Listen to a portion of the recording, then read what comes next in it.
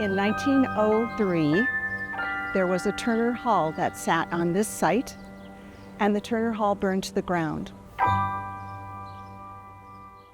Within a very few days, the citizens of Elkader had raised $10,000. They broke ground for the building in April and had the grand opening in November of 1903.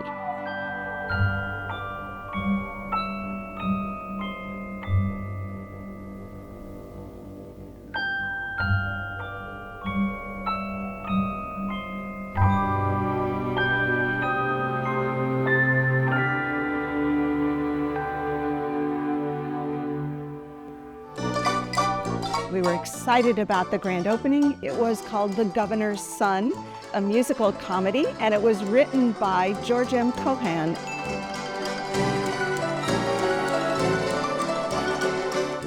A 100 years later, the community theater group, the Opera House Players, performed the very same show 100 years to the night. And again, The Governor's Son appeared on the stage.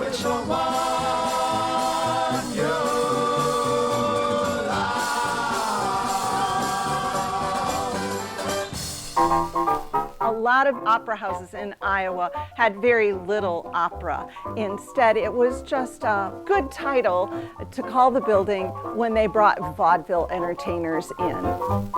It made it much easier for the folks of the time to come to that kind of entertainment. This particular building was on what was called a circuit, and so there would be entertainers that would entertain in Chicago and go by train to Minneapolis, and the train at that time went through Elkader, and so the troops would come through Elkader, perform for a night, and move on to another bigger city like Des Moines or Omaha. The building was built privately, and the owners found out quite soon that they couldn't turn a profit. So in the 1920s, the building became city-owned, and it's been city-owned ever since. It has had a lot of uses. Even at one point in time, there was wrestling, but it has been pretty well maintained through its whole life. Most of the changes to the building were done to the lobby area. That all happened in the 1940s. Because it became city-owned, they needed a place for their fire trucks. So they knocked out the front part of the building and parked fire trucks in what is now our lobby. The community theater group has been lucky to call this place home, and they have been taking care of the building. But they also realized that they were in need of some renovating. The lobby needed some work. We needed handicap accessibility. Restrooms needed some work. And we started in 99, 2000 in preparation for the building's 100th birthday. The seats are not entirely original, but many parts are original. The backs are exact duplicates to what were the original seats. When we were looking for a seating company, there was a gentleman that came in and looked at the metal piece that's on the end of the seats, and he said, "My company put these in originally." And it was American Seating Company out of Grand Rapids, Michigan. And so they sent us a prototype, and we took their prototype to a local farm welder who developed a piece which allowed us to use all of the metal work that's beautifully decorated on the back of the seat and all the original arms. We found this oleo rolled up in the attic of the building, and we knew that it was very valuable, and it's from 1914. And there are still descendants whose names appear on that live in our community to this day. The building is on the National Historic Register. When it opened, it was called the Crown Jewel of Main Street, and I still think it is. But a town of 1,300 can't begin to support it solely, and we have created quite the draw from a surrounding area for our community theater group, and then we try to bring in a variety of outside entertainment. We have people that drive from Minneapolis, we have people that drive from Chicago to see productions, so we're very proud of our theater.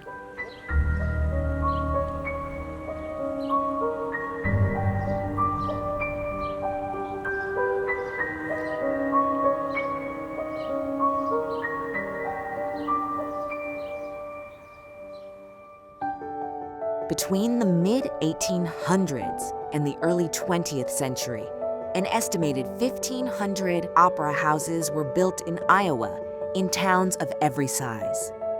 The buildings often had multiple uses, with spaces for stores, a community gathering area, and, as the name suggests, a theater, where a wide range of entertainment could take place in an era when strict moral standards oversaw all aspects of society.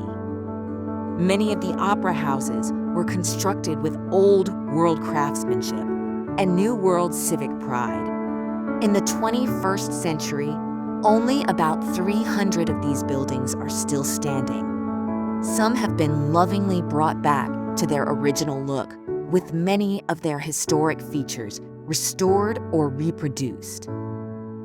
A few others have been completely modernized or repurposed.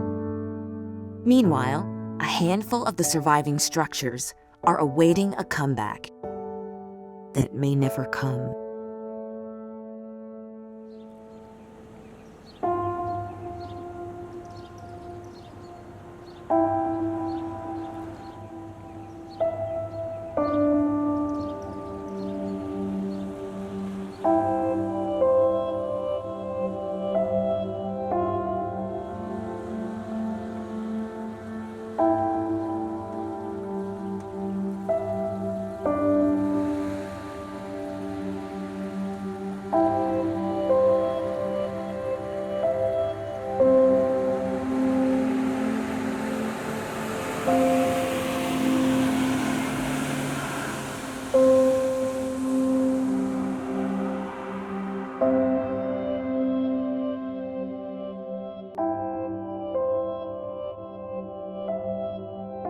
David McCaffey came to town to work on the Rock Island Railroad. In 1891, he built the building out of bricks that he burnt on his own property. The downstairs was always just shop space. The upstairs was the opera house. We were on the New York vaudeville circuit, and being we're a railroad town, the troops would get on the train in New York and then stop at all the towns along the way. And then also they used it as town talent shows. From 1892 to 1941, Eldon High School didn't have a gymnasium or a stage, so they had all of their class plays and declamatory contests and graduated across the stage here. And before they built this type of seating, they played basketball on this floor. Originally, we had a balcony and a flat floor with removable seats. And then in the 20s, they took the balcony out and put in a projection room and built this tiered seating. We don't know when they stopped using it last on a regular basis, but in 1947, we had a flood in town and it hadn't been used for a little bit before then. In the mid-90s, the business that was housed downstairs was going to go out of business. And so the building was going to sit idle, and this roof was really bad. So I happened to work across the street at the restaurant at the time, and so we put out a petition over there, who wants to help restore the Opera House, and we got a lot of names on there. So we took out a loan, bought the building, not knowing what we were going to do. But we have had plays and we have had concerts. It's being used, it's not a whole lot. If you'd seen this town 30 years ago, it was a big town. You had 2 grocery stores here, we had a doctor's office, and it just kind of dwindled down to nothing. My wife and a bunch of women started a committee to save the building. Then they all started dying off and quitting, so it left Joe shorthanded, so I joined.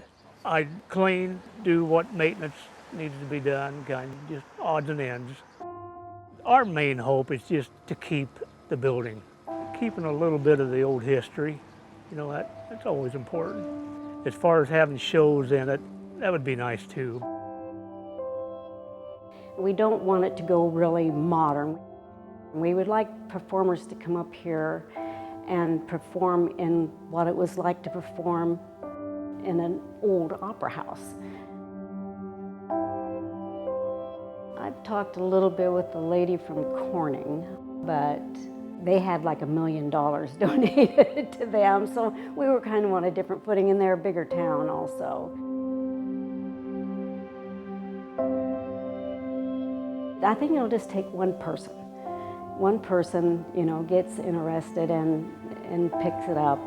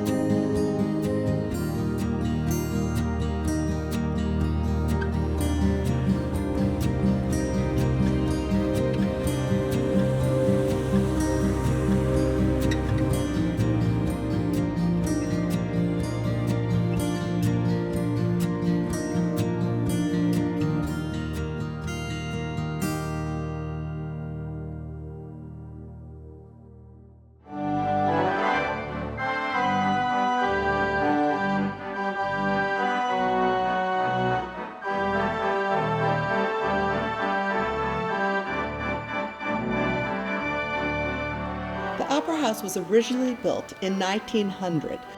Herman Riefeld was a tile and drain manufacturer in town, and he used some of his own bricks to build this facility, which was the tallest facility in Pella for decades. And it operated as an opera house for 18 years, closing in 1918.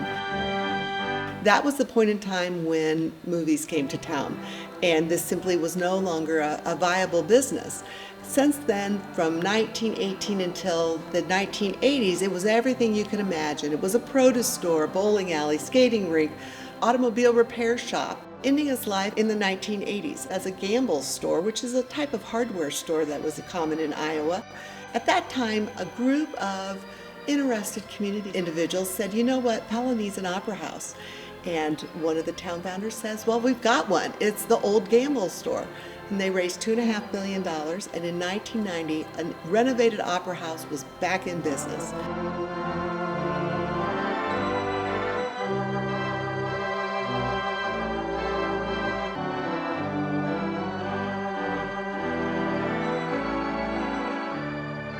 We never had a theater organ originally. This organ actually came in the early 1990s, and this organ is a 1928 Barton Theater organ, and it was originally found in a barn near Milwaukee, Wisconsin. It is a beautiful instrument, and been utilizing a company out of Chicago to do some wonderful work in getting the pipes straightened and tuned, and so it's wonderful to have that kind of instrument in this kind of space.